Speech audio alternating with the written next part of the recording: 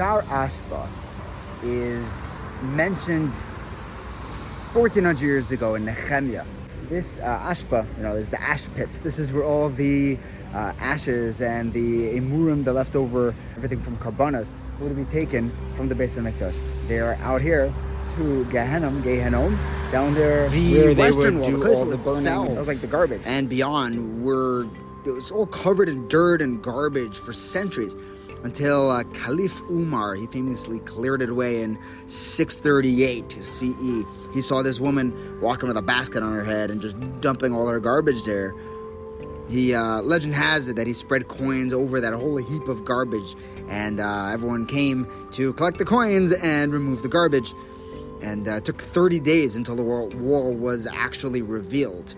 Sha'ar Ha'Ashpot used to open up into the Moroccan neighborhood, which is now destroyed. The Arabic name for Sha'ar Ha'Ashpot is Bab al-Maghariba, which refers to the Mughrabi quarter that was once right behind that gate. Now they refer to the only ramp up into Har HaBayit for non-Muslims as Bab al-Maghariba. That's where that Moroccan quarter, the Sephardi Jews, that's where that name lives on. It was demolished within days of the 1967 war to widen the Koto Plaza. Interestingly enough, the Tanner's Gate, which is not counted as one of the 7 gates of the Old City, it's a little gate further up there they discovered in the late 1900s.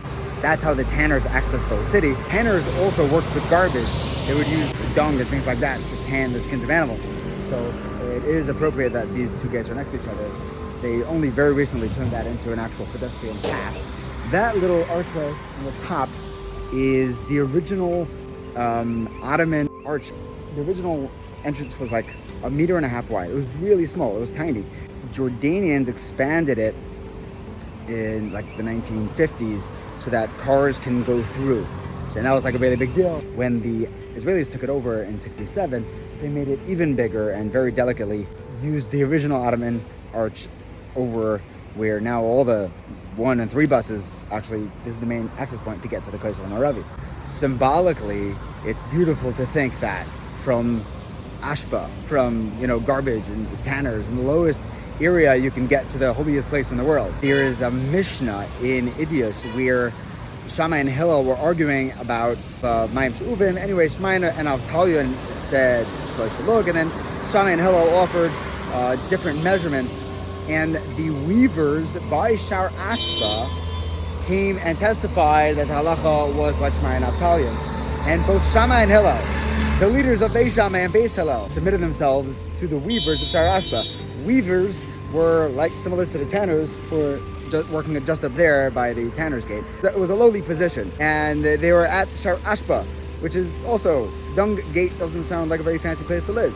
So we're talking about the lowest job in the lowest space, and yet the people, the neshamas who are working there, have the kayach to surpass the halachic decidability of Hillel and Shammai. A tremendous lesson in humility. All of that comes from right here at Sha'ar Ha'Ashpot.